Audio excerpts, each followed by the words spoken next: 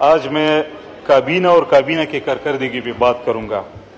سر، میرے علم کے مطابق 3 کیبنٹ پاکستان پیپلز پارٹی کی گزر چکے ہیں اور 5 کیبنٹ پاکستان مسلم لیگ کے گزر چکے ہیں۔ یہ 5واں کیبنٹ ہے جس کی سربراہی شہباز شریف صاحب کر رہے ہیں۔ کیبنٹ کی کارکردگی کیا ہے؟ اس بجٹ میں اس کے ایکسپینڈیچر کو بڑھایا گیا ہے۔ پرائم منسٹر آفس کو 86 کروڑ کا اس کا ایکسپینڈیچر ہے۔ تقریباً 7.25 کروڑ پر منتھ صرف پرائم منسٹر آفس کا ایکسپینڈیچر ہے۔ اور اس کیبنٹ کی کارکردگی کیا ہے؟ اس ٹوٹل 8 کیبنٹ کے بعد پاکستان کا جو یہ حال ہے کہ اس سال ہم 10,000 ارب سود کی مد میں واپس کریں گے۔ یہ قرضہ کس نے لیا؟ اس ملک پہ یہ قرضہ کس نے چڑھایا؟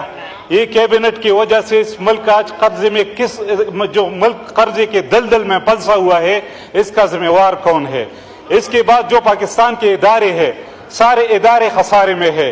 اس 8 کیبنٹ سے پہلے پاکستان کی پی آئی اے، پاکستان کی سٹیل میل، پاکستان کے ریلوے، پاکستان کے وابڈا، پاکستان کے پی ٹی سی ایل، جتنے بھی ادارے تھے وہ منافع دے رہے تھے۔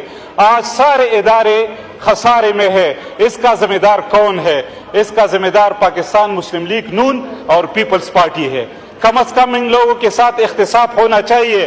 آج میرے ملک میں بجلی لوڈ شیڈنگ کی جو صورتحال ہے، اس کا ذمہ دار کون ہے؟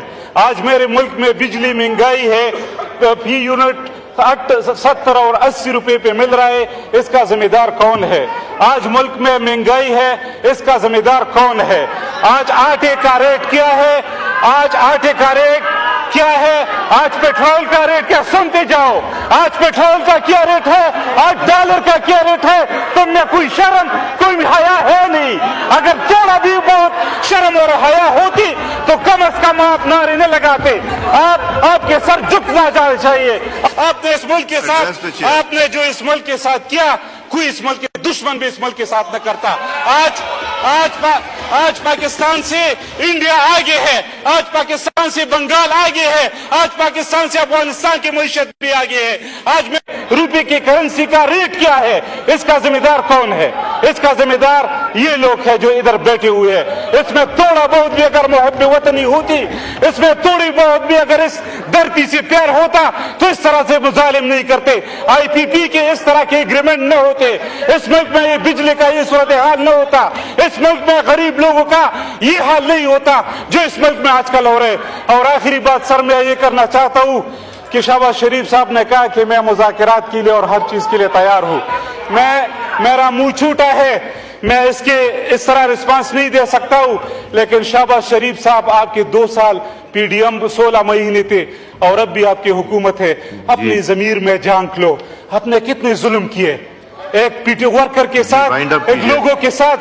70% عوام جس پارٹی کے ساتھ کھڑے ہیں، اس کی لیڈرشپ کے ساتھ، اس کے ورکر کے ساتھ، اس کی عورتوں کے ساتھ، اس کی بیٹیوں کے ساتھ اتنا ظلم تو یزید بھی نہیں کرتا جتنا ظلم آپ لوگوں نے اس پارٹی کے ساتھ کیا۔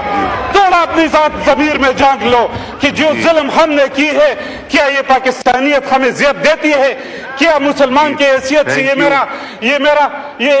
مسلمان میں ضمیر ہے؟ مسلمان کی حیثیت سے تھوڑا سا سوچنا چاہیے کہ ایک بیٹی کو میں جیل میں ڈال رہا ہوں، ایک ماں کو میں جیل میں ڈال رہا ہوں، اس کو میں گھسیٹ رہا ہوں، ایک ورکر کے خلاف میں غداری کی، بغاوت کی، اقدام قتل کی اور ہر قسم کے دہشت گردی کے مقدمے۔ تھینک یو تاج صاحب، شکریہ شکریہ۔ کھولے مائک جی، وائنڈ اپ کریں، وائنڈ اپ کریں۔ سر جی، اس ملک کے لیے عمران خان کے بغیر یہ ملک نہیں چل سکتا۔ اگر اس ملک کو استحکام دینا ہے تو عمران خان کو رہا کیا جائے۔ اگر اس ملک کو استحکام دینا ہے تو پاکستان تحریک انصاف کی لیڈرشپ کو رہا کرنا ہوگا۔ تھینک یو جی۔ ریاض فتیانہ صاحب۔